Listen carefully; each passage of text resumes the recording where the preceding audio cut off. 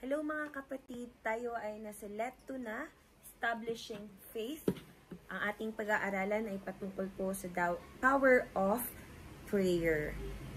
And sabi po sa Book of Mark, chapter 1, verse 35, Now in the morning, having risen up a long while before daylight, he went out and departed into a solitary place, and there he prayed. So, what does it mean for the word power of prayer? The most basic definition of prayer is talking to God. It is a spiritual communion with God or an object of worship, as in supplication, thanksgiving, adoration, or confession. So, it means, kailangan pag tayo po ay nananalangin, hindi naman hinihingi ng Panginoon na maging perpekto tayo sa bawat salitang binabanggit natin. Hanggat maaari ay nagmumula po ito sa ating puso with the proper guidance. Kaya nga po, 'di ba, tinuturuan tayo kung paano lumapit sa Diyos at makipag-communicate sa Kanya. Sabi rin po sa Psalm 107 verses 28 to 30, Then they cried to the Lord in their trouble, and He delivered them from their distress. He made the storm be still, and waves of the sea were hushed. Then they were glad that the waters were quiet, and He brought them to their desired haven. This is all about the power of prayer. Kung kanina, as we define prayer, it's like communicating with the Lord, then we can ask to God to make our prayers possible in the eyes of man, even it is really impossible. So there is power because of God. It is not possible if it is just our own strength, own ability. It's not just all about our talents and skills, because truly, apart from God, these are all useless.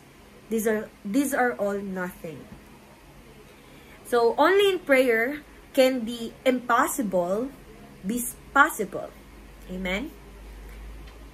Sabi po sa Philippians chapter 4 verses 6 to 7, Do not be anxious about anything, but in everything by prayer and petition with thanksgiving, present your requests to God. And the peace of God, which transcends all understanding, will guard your hearts and your minds in Christ Jesus. It means po, kapag tayo ay nasa kalagitnaan ng problema, mga pagsubok na parang sa tingin natin ay hopeless na, yung mga bagay na akala natin hindi na natin malalagpasan, ang pinakatanging kailangan lang po pala natin gawin ay manalangin. At kahit po wala tayo sa pagsubok, ang pananalangin ay kasama na po natin bilang lifestyle. Dapat nasa sistema na po ng katawan natin. Hindi na tayo yung kailangan sa pilitan pa. Hindi na po dapat yung parang may utang na loob sa atin ng Diyos sa tuwing tayo ay nananalangin. Kasi kung may oras tayo makipag-usap sa mahal natin sa buhay, sa mga kaibigan, katrabaho, maging sa mga strangers, diba? At sa social media, higit sa lahat, kailangan mas may oras po tayo sa pananalangin sa Panginoon. And there are a lot of kinds ng prayer. Merong breath prayer, may prayer na nasa isip mo lang, talagang may oras na maglalaan ka, maninikluhod, at sasamba ka lang sa Panginoon, makikipag-usap sa Kanya. Marami po, hindi lang siya limited sa kung ano yung pinakaalam natin na kapag nananalangin ay para sa win lang yan, kasi sila yung may kakayahan na maglaan ng mahabang oras talaga sa pananalangin. Hindi po ganon. Lahat po tayo dapat ay warriors, intercessors, prayer leaders. Amen? So prayer is the solution for your anxieties and even for everything you need. And now, what is the importance of prayer? We already understand na ang pananalangin ay hindi lang siya bastang klaseng pakikipag-usap sa Panginoon. Dahil alam natin na kapag tayo ay humingi sa Kanya, hindi pa sinasambit ng ating mga labi, tibok pa lang yun ng puso, kayang ibigay na ng Panginoon. Ngayon, ano po ba ang kahalagahan nito sa ating buhay? As believers in Christ, we should follow in the footsteps of our teacher. Who is our teacher? Who is our rabbi? Of course, our Lord Jesus Christ. This means setting aside time to be alone with God, preferably in the morning. We can then hear His directions, receive His protection, and support in the different situations that we will face throughout the rest of the day. So, ang prayer, kung tutusin, dapat umaga pa lang, nananalangin na tayo. Hindi kung kailan convenient. Hindi yung kung kailan natin naisipan at kung kailan tayo pighati sa buhay. It should be daily in the morning. As we start the day, let's say, Lord, thank you for waking me up. Thank you for this day. Thank you for the brand new day na masisilayan ko na naman ang mahal ko sa buhay. Magagawa ko na naman yung pinapagawa mo sa akin, Lord. Magandang kalakasan at kalagayan na pangangatawan. Maraming pagpapalang dumating.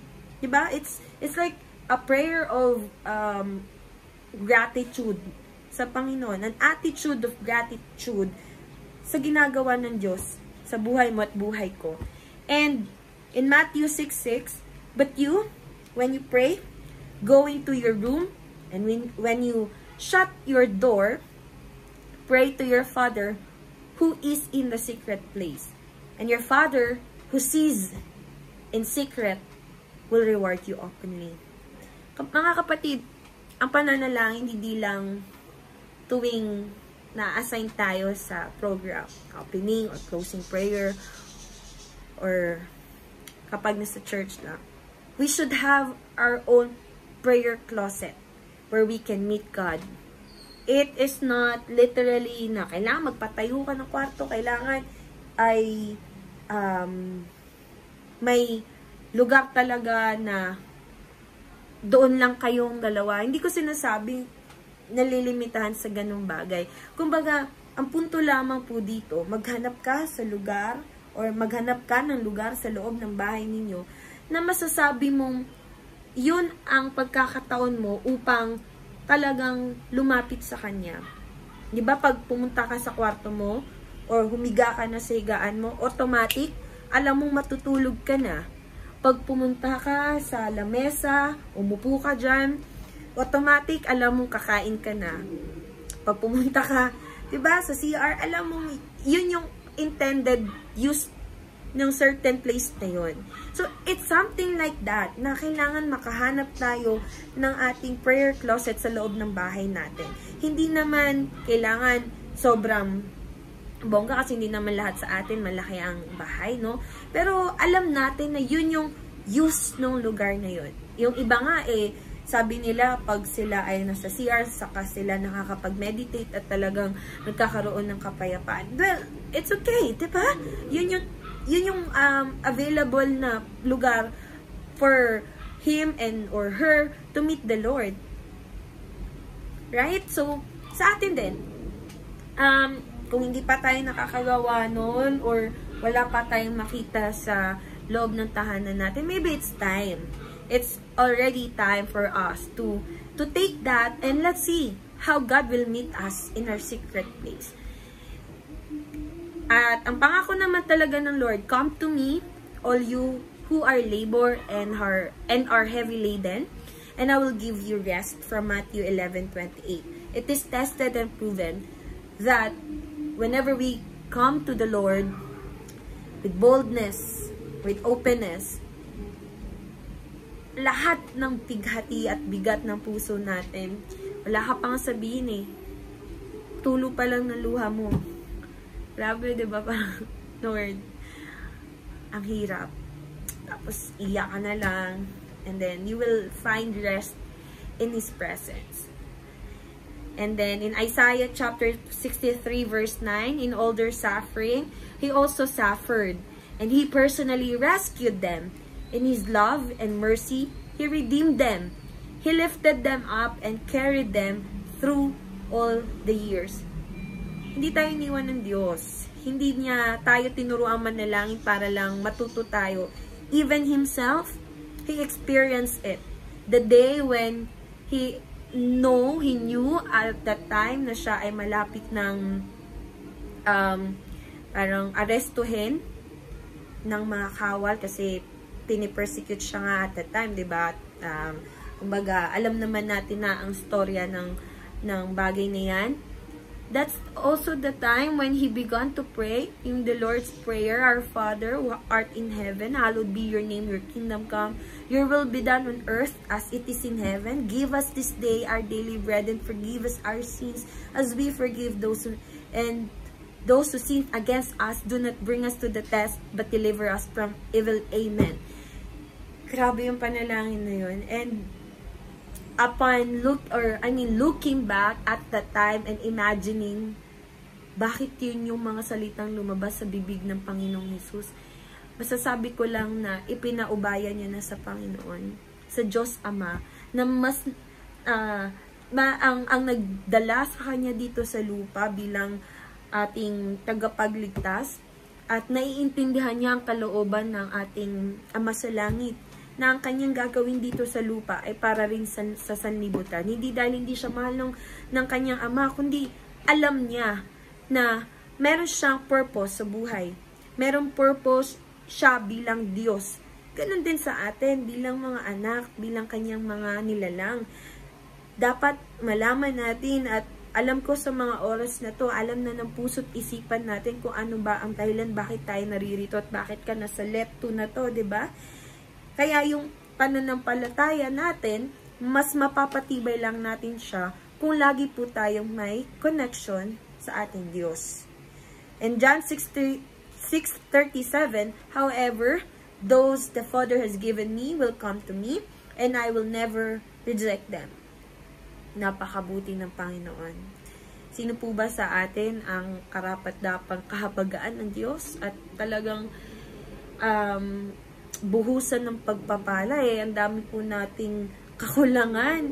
Yung pananalangin natin, alam nating mababaw lang minsan, di ba? Madalian, walang lalim. Subalit, alam niyo yun po, talagang hindi niya tayo pinapabayaan. Yung protection, yung kaligtasan, yung malaya tayo sa sakit at karamdaman, pati sa mga aksidente, talagang nararanasan nating mga anak ng Diyos. Kaya po, kung may pagkakataon na nahihirapan pa rin po tayong manalangin talaga at mag-set ng sistema sa katawan natin na gawin ng bagay na yan, simulan na po natin ngayon.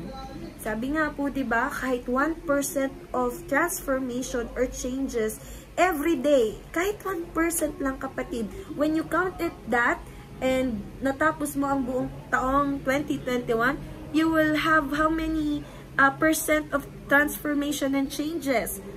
Diba? Hindi naman to overnight. Hindi naman to yung kapag sinabi sa'yo, absorb mo agad, kaya mo agad gawin. Well, you can do that by the help of the Holy Spirit, but without your willingness, but without your understanding that you will face trials along the way, well, baka mabilis ka lang mabuyo. Madala lang ng agos ng problema. Tapos na yung connection mo sa Lord. Dapat everyday we work it out.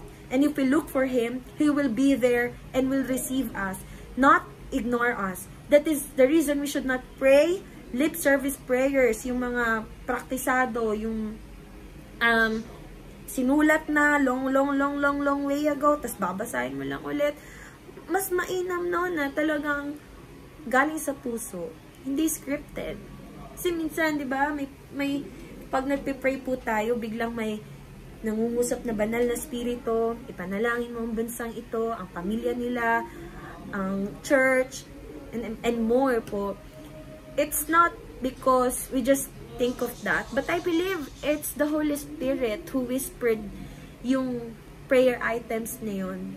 So let's take that seriously. When God gives you the conviction to pray right away, you have to do that urgently.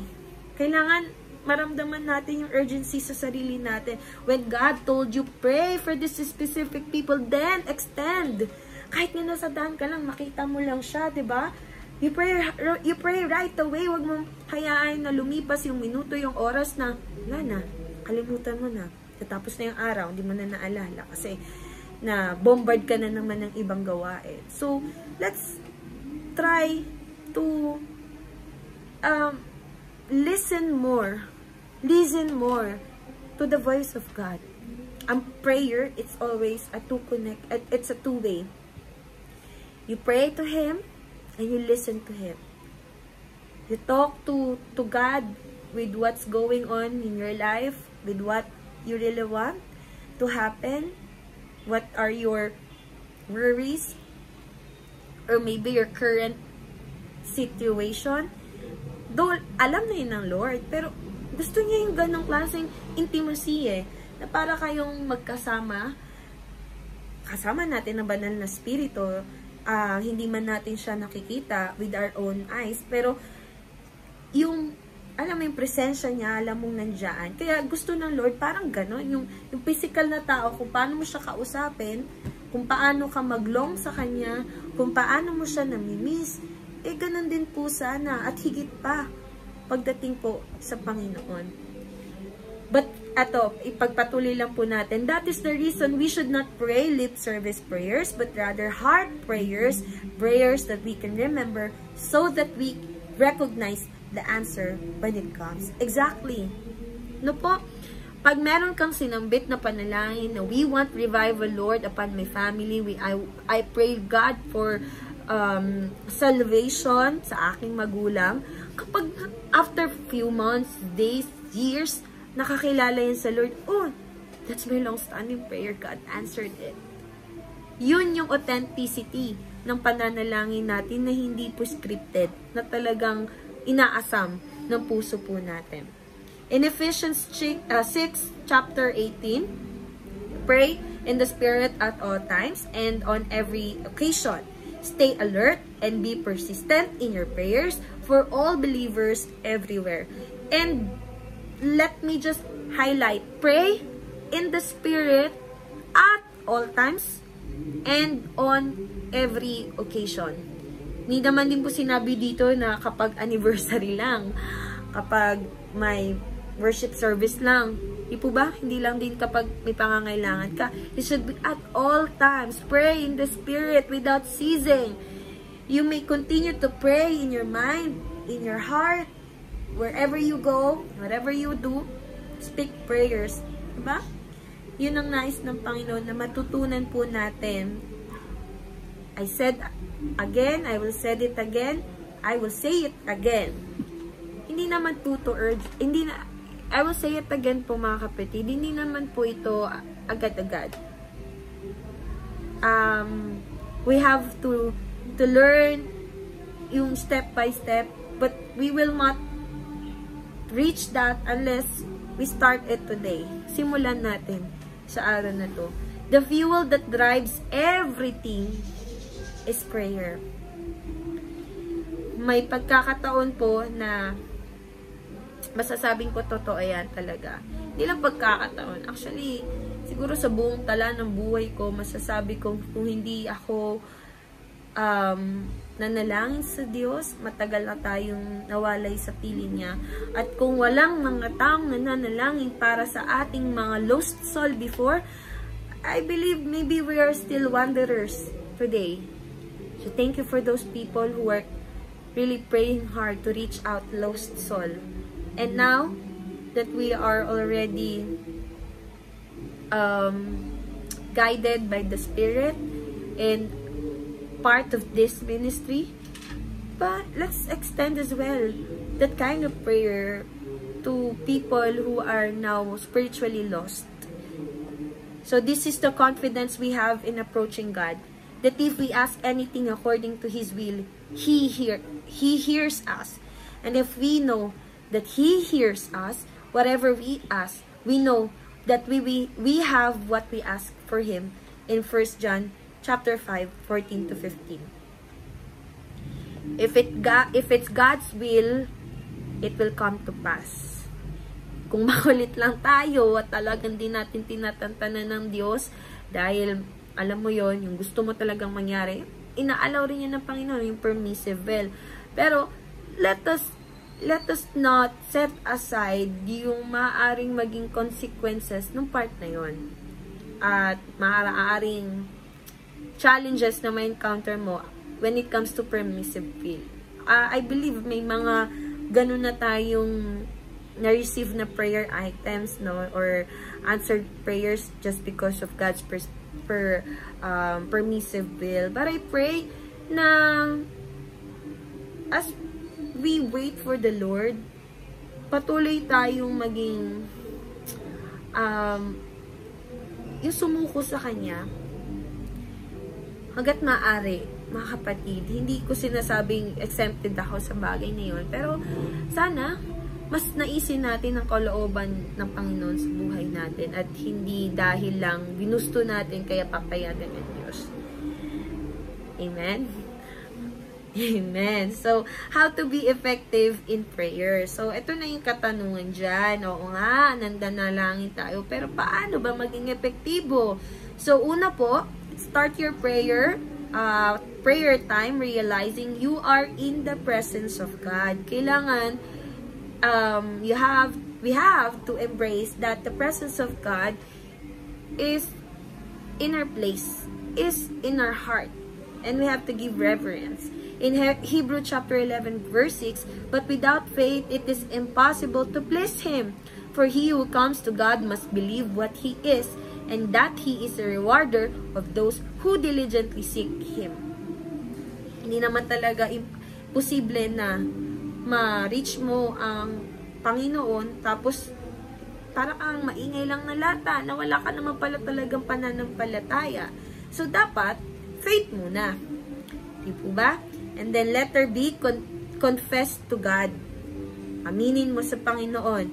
Psalm 66 verse 18, if I regard iniquity in my heart, the Lord will not hear. So, dapat po ay tayo umamin sa Panginoon na kasalanan tayo, kasalanan, may pagkakasala, may pagkukulang, wala tayong kakayanan kung wala siya sa ating tabi, hindi magiging posible yung mga bagay kung wala sa tulong niya. Pero kung paglapit pa lang natin, parang minamak na natin ng Panginoon, parang kasalanan niya kung nasan tayo, or hindi tayo courageous enough to say it to the Lord na meron tayong hidden sins, darling sins, hindi tayo maririnig ng Diyos.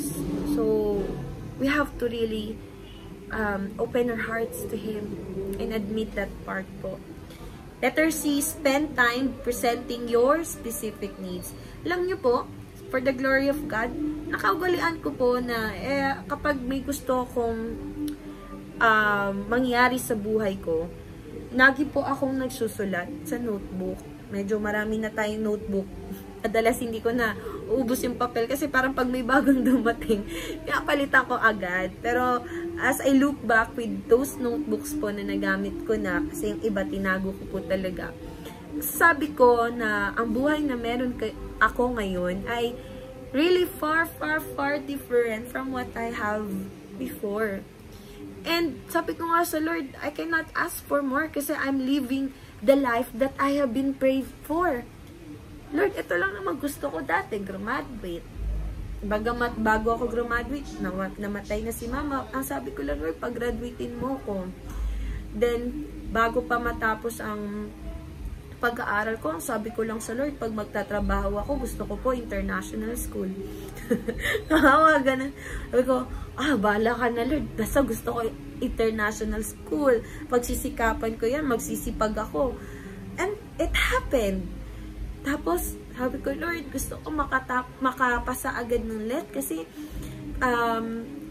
Alam mo yun, this is for you. I'm a head, not a tail. Mga ganyan panalangin, di ba? Tapos natatakot ako, Lord, kasi hindi naman ako ganun kagalingan pag written exam. Maybe verbal exam, kakayanin ko, pero written exam, sabi ko, Lord, that's not my forte.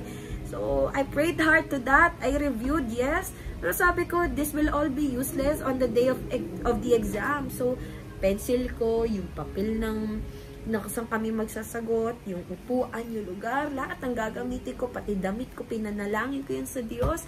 Sabi ko, Lord, give me one take lang for the let. Please. And for God's glory, it happened. Tapos, after nun, sabi ko, Lord, gusto ko lang mag-MA. Mag-aral ulit ng postgraduate. Kasi, sabi ko, yung kasiyahan ko kung ako nga po ay may opportunity lang na mag-aral, why not? Na hindi ko po problemahin yung araw-araw kong kinakain, yung tahanan, yung bayarin, yung nakakatulong pa rin ako sa pamilya ko. Parang kung posible yun, Lord, I'll be willing to do that. Pero hindi naman po ganun ang buhay, diba? But still, the Lord is so gracious. Tayo ay nakapag-postgraduate. Ngayon po ay waiting na lang for thesis. So, totoo ito yung John 16:24, until now, you have asked nothing in my name. Ask, and you will receive, that your joy may be full. Kailangan lang po natin pala sabihin sa Lord, ano ba ang prayer items mo, anak? And let's work that out. Diba? And before the Lord answer your prayers, He needs to mold us first, to create a heart that is ready to receive His blessing. Kasi mamaya, pag natanggap na natin yung blessing na yun, yung pala ang pagkakataon na makalimutan natin siya at malayo sa pili niyan. And syempre, ang Diyos ayaw yun mangyari. Kaya kailangan, as we pray for that blessing, we should be ready as well to be transformed and to really obey Him. Kung may mga bagay po sa sarili natin na pinapaalis ng Diyos, pinapatanggal, ugali, mga tao, bagay, diba? Alam kong mahirap siyang tanggalin, pero to trade it sa blessing ng Lord, panalo tayo. Nakalugi. It's a win-win process. Kaya, Lord, grabe ka sa buhay namin. Napakagaling mo. You're maestro talaga ang Diyos. In letter D, determine to give God the best of your time. So, Matthew 26:41, watch and pray, lest you enter into temptation. The spirit indeed is willing, but the flesh is weak. Every day, we can encounter different temptations po, in different aspects ng buhay natin. And, mas matindi ngayon kasi we are already exposed to the world, to informations. It's accessible. Ba? Type mo lang. Pwede mo lang, type. Lalabas agad ang sagot. So, mas malaki ang challenges na kakaharapin natin. But, if we will just listen and obey to God, I believe, kayang-kaya natin yung malagpasan. Amen? So, ayan, katulad, bakit ganon? Kasi, yung oras na mananalangin ka, napupunta sa entertainment, sa pagbabrowse sa Facebook. So, Lord, willing po akong mag-pray, pero wala ng oras. Lord, willing po akong mag-pray, pagod na nga lang ako, kinain nga lang po yung oras ko sa work, sa ganitong bagay, etc. Sana, let's try your best to recalibrate our mind. Tanggalin yung word na busy, being under Satan's yoke, into, Lord, I am willing. Make me available. Equip me. Train me. Mold me. I will be willing. So, syempre, diba, hindi naman siya ganun kadali. Kasi, alam po natin talagang sacrifice ang nasa ministry at ang pag-i-extend at extra mile natin sa ibang tao. Pero, you know po, yan ang ating buhay. Yan ang ating heartbeat.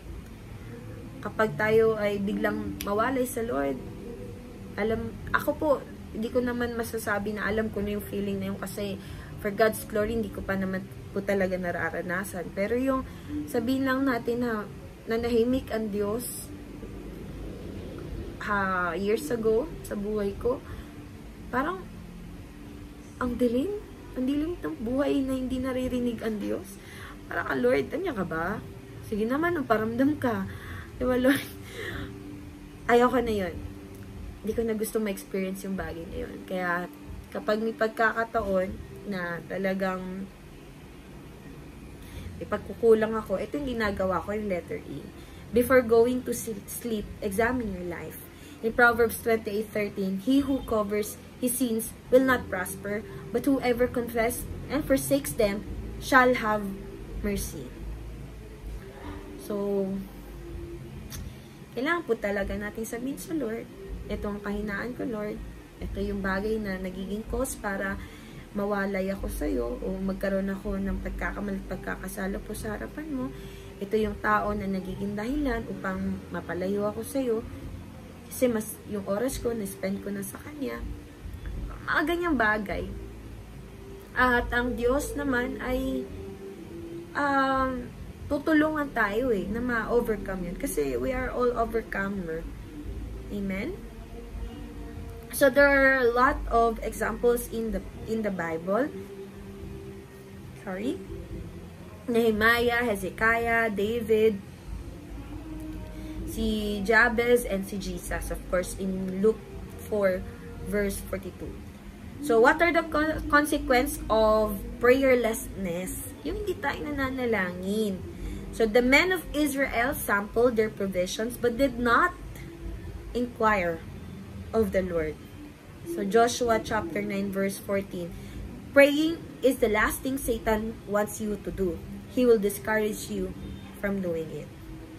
Kapag lalo na, nasa bingit na tayo ng kamatayan, diyaan!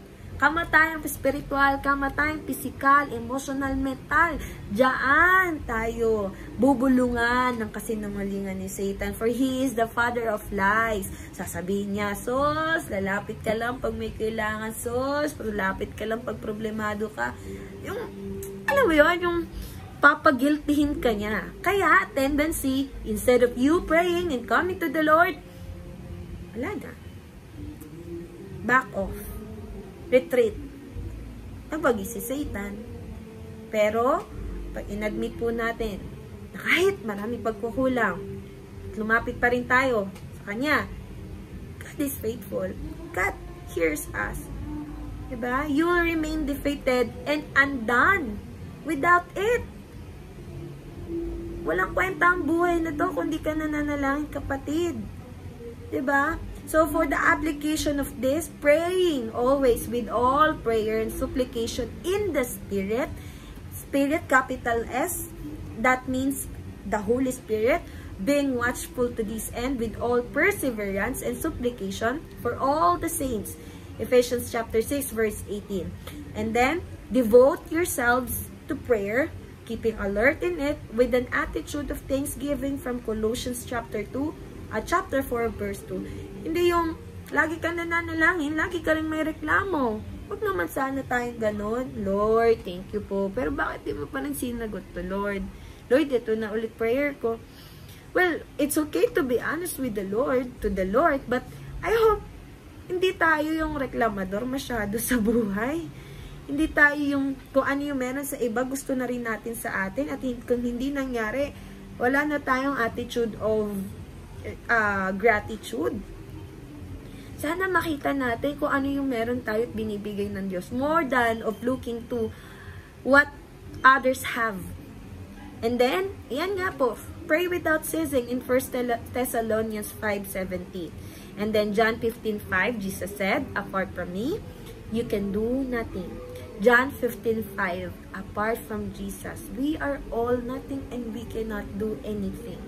Prayer can change your heart and it will show you a deep need to be conformed to the image of Christ. It can change us. It can transform us. It can give us new life. We just have to conform to the pattern of the heaven of Jesus Christ and not of this world. So, congratulations for attending Let 2, Establishing Faith. And we talked about prayer, the power of prayer. So, for our seat work, number 1. Which of the following could not appropriately, di na pala to.